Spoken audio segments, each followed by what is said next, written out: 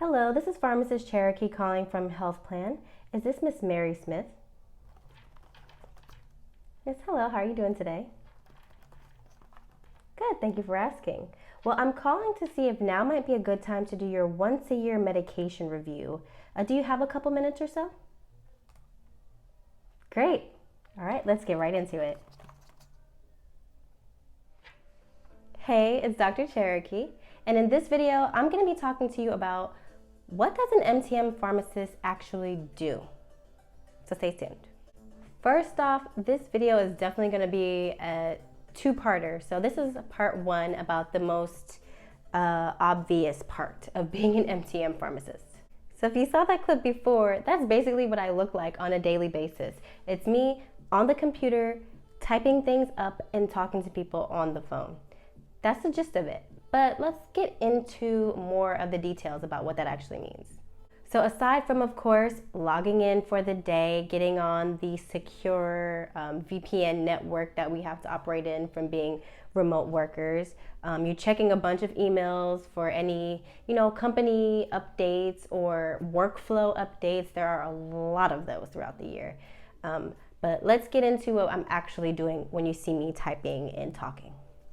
So one, I'm calling patients, and a lot of times this can be the monotonous part of being an MTM pharmacist, because sometimes you get patients on the phone, they think you're scammers. I've literally had people say, "Why don't you go get a real job?" Yeah, there's that. There's also people that are just rude and just hang up on you, and then there's a lot of voicemails. So it's not always just making a call and you're getting a nice long conversation. A lot of times it's voicemail after voicemail after voicemail, and that can get to anybody. But then of course you have the people that pick up the phone, and that's where it really gets interesting.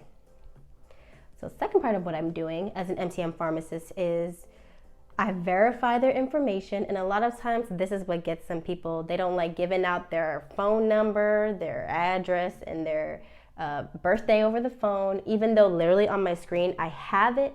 HIPAA laws that I'm not allowed to just start talking about their medications and not verify certain things to make sure I'm speaking to the right person. So sometimes that gets people to hang up and right then and there. But other times it's my green light, and I go and I get verification of their allergies, their hospital stays if they had any, who their primary care physician is, so we're like updating their profile, and then we go through their meds one by one by one. Blood pressure, diabetes, depression, cholesterol, antipsychotic, HIV, allergies, all the medicines you can think of, the full 20 list of medicines. We go through them one by one to see if they're still taking it, if there's gaps, and all this kind of stuff. So the third part of doing an actual complete medication review, or CMR, I got the verification, but after we kind of go through all the medicines, I'm also counseling them. So a lot of our job as an MTM pharmacist is to use motivational interviewing to get past barriers or talk to patients about what do they view their maintenance of their conditions and medications as? What are their blood sugars? How do they feel about those blood sugars? What is their blood pressure? What are they doing to help keep their blood pressure low?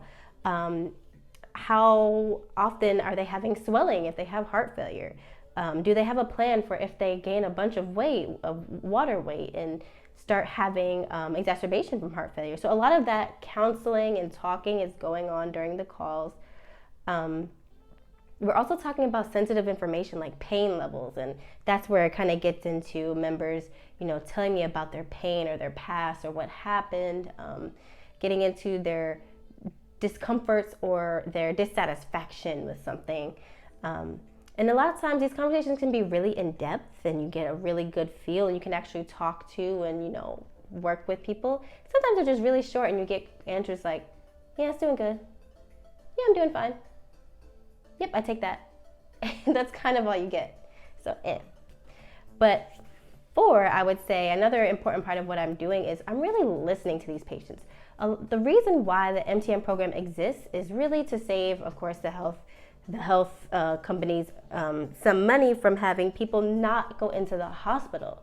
So yes, it is a monetary goal, but the main goal is to really talk to the patients, listen to what their concerns are, and help them solve any problems they might have so that they don't end up at the hospital, or catching things like drug interactions, duplicate therapies. You don't know how many times there's somebody that is on a specific type of blood pressure medicine, like an ACE or ARB, and then they've got a hospitalist, or they're in the hospital and they get discharged with another ACE or ARB high blood pressure medicine, and it's just like, y'all don't talk to each other. You didn't see this on their list. And so as a MTM pharmacist with all the claims, I'm able to see everything all in one place and catch these things. But a lot of times it's like therapy sessions for these patients. Like, you just have, older ladies, older men that are just pouring their lives out to you, telling you all their concerns, all their hurts, all their baggage almost.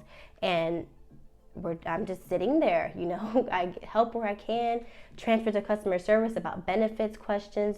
Their light bill came off, I can give them, resources for that. They don't have transportation to get to the doctor. I have the community connections helpline that I can help them find. There are a lot of different pieces that I can help guide them to as a pharmacist, that if I didn't call them, they wouldn't have an avenue to ask this for. Maybe they don't get to see their doctor often, or they're in a rural community and they don't know what to do. They don't know who to ask. They don't know how to get referrals to the dentist or eye doctor. So that's kind of what I'm doing too. And it's a really rewarding part. Then after the call 5, I'm documenting. And documenting, everyone says that charting is like the bane of their existence, but you can take that to MTM and it's on a whole other level, because we're giving documentation of the whole medication list that we went through. So we have to document accurately the SIGs, or the directions for each medicine they take, the why they're taking it. We also have to document, what did we talk to them about? What are the action steps that we came up with on the call? And that's in there. But again, a lot of times this stuff is already kind of written out. We're just copying and pasting, or copy-pasting and customizing, some kind of scripting that's already there. So there is that help, but that's what we're doing when we're documenting, because at the end of this call, we have about 7 days before we can submit this letter. And it gets mailed to the patients that we talk to, and it also gets faxed over to their provider, so that everyone has an updated list of the medications, and hopefully, and the fax can also be, if there was that duplicate therapy, if there was a drug interaction. As a pharmacist, I'm taking action on those things, and the way I take action is either calling up the pharmacy, getting some, refills, or calling up the doctor's office saying what's going on, or most of the time, I'm just faxing something over and sending it out. And so, in an effort to not make this video very long, that is the gist of what I'm actually doing while I'm on the computer, on the phone, talking to patients, what they get out of the call, and kind of the skills that you kind of need in order to do that. And it comes with time. I've been doing MTM, or medication therapy management, for a long time, all through pharmacy school, even through residency. I was still known as the MTM woman, and then of course now. So I've got my spiel, I've got my rhythm, I kind of know when to interject, I can pick up on things, especially when it comes to safety matters. I was able to help a patient who was very much giving me signs and clues of suicidal thoughts or tendencies, and upon probing, he was kind of serious about it. So I was able to call up, get my manager to help me out, call up the 911 in his local area, because as an MTM pharmacist, I can be in Florida, but talking to somebody in California, or Washington, or Arizona, or Maine. And so it's a whole system that comes into place. But long story short, I was able to help to get medical professionals, or the emergency services, right to the front door of that patient while I was on the phone with him.